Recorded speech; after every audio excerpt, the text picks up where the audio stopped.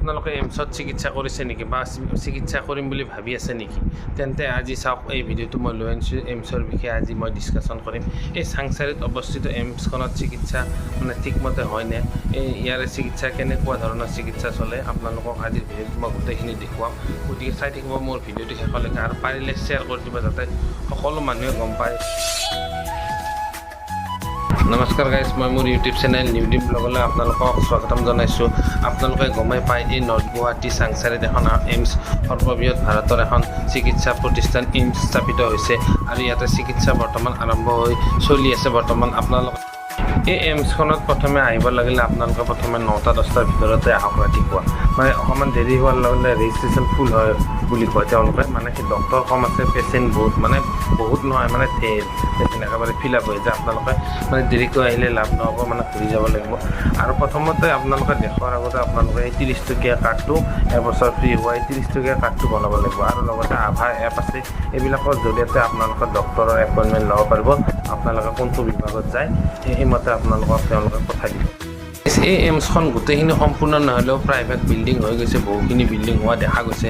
এটি বহুত ডাঙৰ বৃহত্তৰ এৰিয়া চাংচাৰিত অৱস্থিত এই এইমছখনত। কিন্তু আমি আশা কৰা ধৰণে এই এইমছখনত চিকিৎসাখিনি পোৱা নাই। মানে এইমছ বুলি ক'লে ইয়াতে ভাৰতৰ সৰ্ববৃহৎ চিকিৎসা প্ৰতিষ্ঠান, যি নেকি চমুকৈ এইমছ বুলি কয়। এইমছ বুলি ক'লে মানুহৰ মনত মানে বহুত ডাঙৰ এটা কিবা চিন্তাধাৰা আহে। কিন্তু বহু ক্ষেত্ৰত দেখা যায় যে এই চাংচাৰিত অৱস্থিত এইমছখনত মানে ভালদৰে বস্তুখিনি হৈ উঠে নাই। মানে এতিয়া আপোনালোকে চাওক, এজন পেচেণ্টে যদি 10টা বজাত অকণমান দেৰি হৈ যায়, 9টা বজাতে ৰেজিষ্ট্ৰেশ্যনখিনি কৰিব লাগে। যদি দেৰি হৈ যায় মানে আপোনালোকে ৰেজিষ্ট্ৰেশ্যনো নাপাব, ডক্টৰো নাপাব। আকৌ যদি আল্ট্ৰাচাউণ্ড কৰে 1 মাহ পিছত আপোনালোকে আল্ট্ৰাচাউণ্ড কৰিব লাগিব। গতিকে এনেকুৱা হ'লে মানে বেমাৰ মানুহে ৰখি থাকিব নেকি? আৰু যিখিনি মানে ডক্টৰ লাগে, যিখিনি সা সুবিধা লাগে, এতিয়াও হৈ উঠা নাই। কিন্তু আজি কম দিনটো হোৱা নাই, ইমান দিনেই হ'ল, বস্তুখিনি মানে এতিয়াও মানে ভালদৰে কৰিব পৰা নাই। যাই মানে শেষত মানে এই GMCHৰ দৰে হৈ গৈছে। গোটেইখিনি বস্তু থাকে কিন্তু মানুহৰ সুবিধাজনক নহয়। মানে লাইনটো বাৰু সৰু কথা, কিন্তু ইমান মানুহৰ মাজত মানে চিকিৎসা কৰাটো, মানুহ বেমাৰ মানে মানুহটো ৰৈ নাথাকে। সেয়েহে মই অসম চৰকাৰলৈ অনুৰোধ জনালোঁ, এই এইমছৰ চিকিৎসাখিনি যাতে আৰু অলপ উন্নত কৰক, যাতে মানুহখিনি যাতে ৱেইট কৰিবলগীয়া নহয়।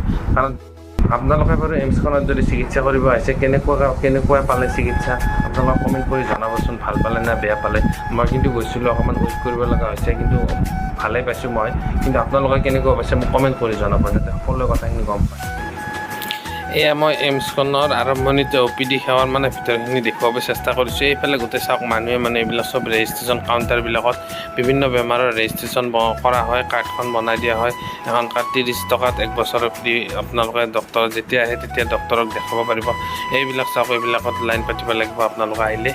এইবাৰ আকৌ এইমছৰ চৌহদটো মই অকণমান দেখাব চেষ্টা কৰিছোঁ। এইবিলাক চাওক, বনাই থকা বিল্ডিংবিলাক এইবিলাক চব এইবিলাক তাৰমানে এইমছৰে বিল্ডিং হয়।